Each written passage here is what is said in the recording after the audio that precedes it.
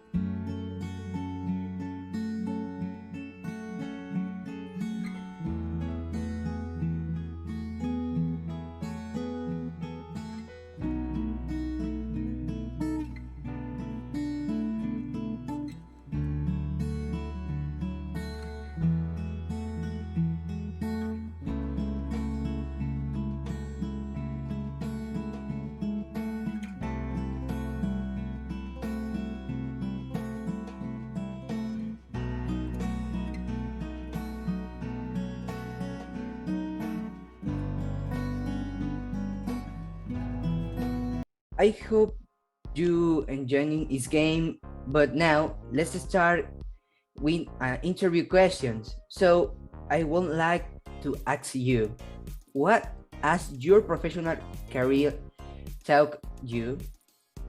Well, I think the most important part of my career, what I learn a lot is to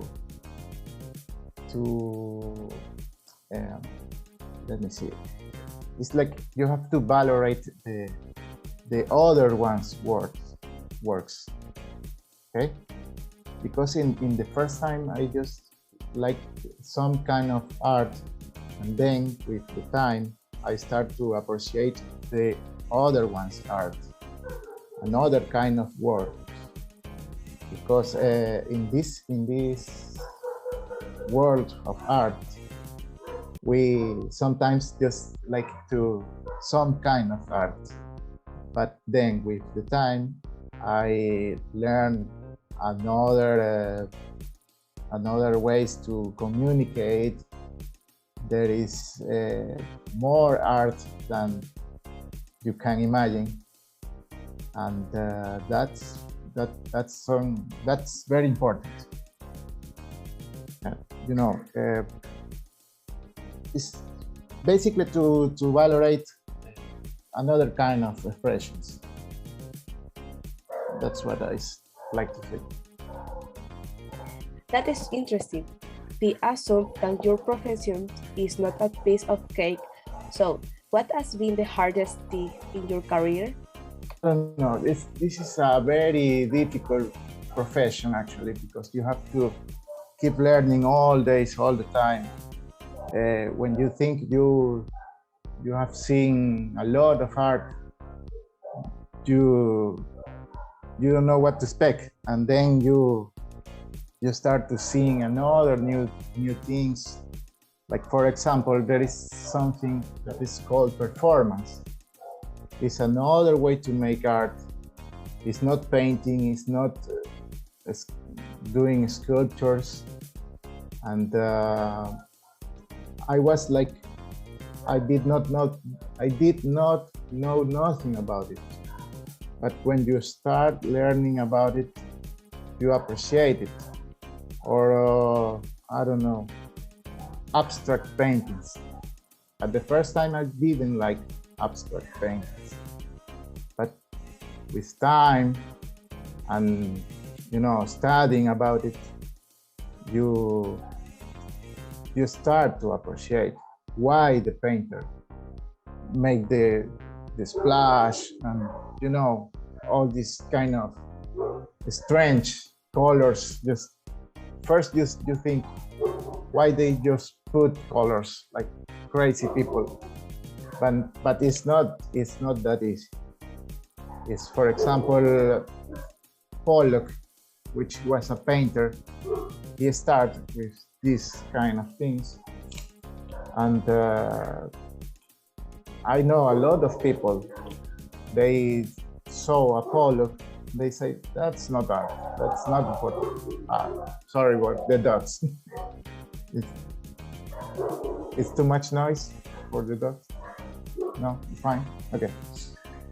And I don't know, it's like many kind of forms of expressions that you have to valorate and tolerate in sometimes. For example, I don't know, graffiti art. Graffiti for me was very difficult to understand. Why these letters? Why these tags? Why bombing? And all these kind of things. But now I know why. I did not like a lot, but I start to appreciate it. Oh, I see what you mean. However, I guess sometimes we're tired at some point. So if you had the opportunity to choose another passion, which one would it be? Well, I would say architecture, because it's like linked to what I do, but in a more crazy way, probably a Formula One driver, like a lot. I don't know. It maybe it's because the colors, the helmets, the design of the cars, all the brands, it's all a word about colors, and probably it's because I'm an artist, and but I like it like a lot. But architecture too, because it's like to, I don't know, create something from nothing. But I mean these crazy buildings, not the normal ones. I mean there is an architect who is called Antonio Gaudi. I don't know if maybe you know him. It is like crazy stuff. And Calatrava, a lot. But I like it. There is a lot of professions, not only the painting, but the painting is the most I like. That's the first. That's in the top. But architecture, design, it's all linked. As I say, the more crazy is Formula One driver. I really love it. That's so fascinating. And talking about profession, we also know that you are a teacher. So tell us, did you give virtual classes during the pandemic? And if so, how was it? How do you teach art? I was a teacher. I'm not teaching now at this moment. It's a very difficult career. I have to be very patient. I have a lot of patience. I mean, 2 years for me was like, okay, I know how is to teach and how is to, see all the time the students and share very good moments. It's nice. I like it. But for my profession, it's you have a lot of time to make the stuff I did. That's complicated. I did not have the opportunity to teach in Zoom or any of these virtual platforms. I was the student because I take a course. I take some classes. This for little sculpture, art toys. I don't know if you know what is art toys means. It's like little toys is like sculpture, but it's not. It's complicated to explain. I learned how to work in resin, how to work with the molds, all this stuff. I could agree more. For us students, it was also a hard time. So, who has the pandemic affect your personal life? For everyone, it was very difficult times. In fact, not too much because we get sick, but not that hard. Not to be at the hospital or stuff like that. But like everyone, to be in the house all the time with no the chance to get out to make my work. I have to talk with the people.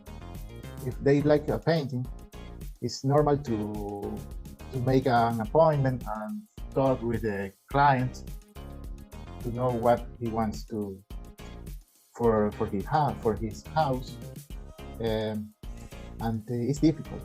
100% agree. So, knowing the difficulty we all had at being at home without going out for almost 1 year, what do you do to overcome this situation at the work level? Really, I don't have too much difficult because most of my work I did here in my studio, but as I was saying, the difficulty is not to have the touch with the clients. There is a lot of difficulties. For example, not to be able to go and buy the stuff you need, the colors and everything. I have to solve the situation with what I have here. It was like a lot of time without the materials, and I'm lucky. I have a lot of painting here. That was the good thing. That's great. I'm talking about your amazing work, the mural at Guayarte. What has been your greatest achievement?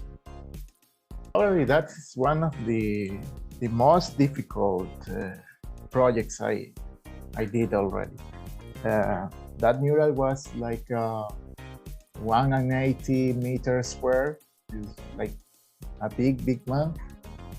And I remember it was so difficult, not just to make the painting or the drawings, but also to find information, because the mural is about all the not all, but a lot of the most important parts in art history.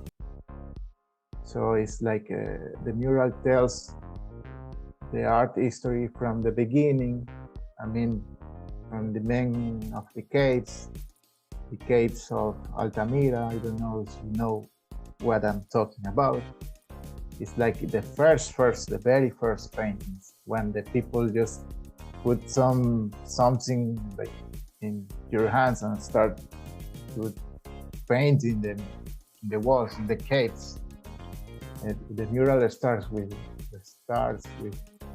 that, and then you have all the art periods. The Renaissance, Surrealism, pop art. I don't know. It's like a lot of information. A lot, very lot. I have to buy books. I have tons of books and information to make it, and the mural finish with the contemporary art. It's like you have, if you have the time to go to Guayarte, go and see it.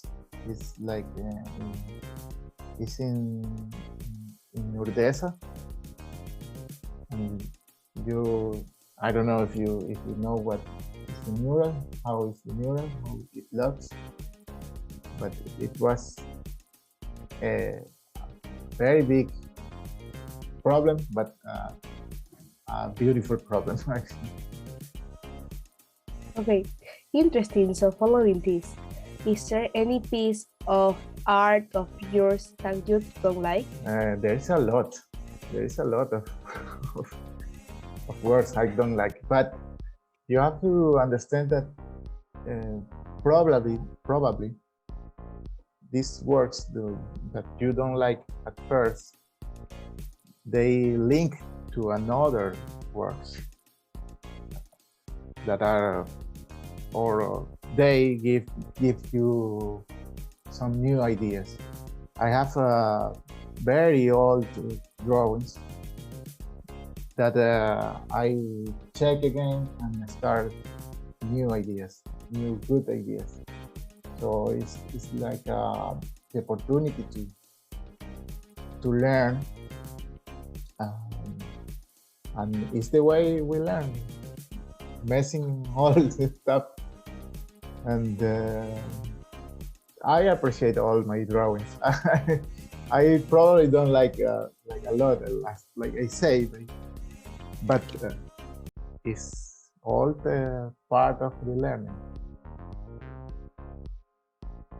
So don't worry if you don't make a good one at first. Just do it. It's been a wonderful time talking to you and spending work. Okay, we have another game for you. Okay. Its own consists for choosing a random number, and it will lead you to a question that will have to answer. Are you ready? Okay, I'm ready. 3. What is your biggest dream? Okay. Dream. My dream could be to make a very big solo art exhibition overseas, probably. That would be great. That or for probably one dream. It's all about art. Probably have a very big exhibition in a museum here or somewhere else, but like fill all the big museum with all my art. That would be great. Number 2. Okay, number 2 is, what motivates you to do is mural? Chance to incorporate this another alphabet. It was because to visibilize the people that cannot speak, cannot hear, it was just about it. It was to make murals not for the people, for everyone. That was basically for everyone. Thank you so much for your time, Betto. We hope you continue doing what you love and everything you set out to do, you can accomplish. Goodbye and take care. And so, goodbye and take care.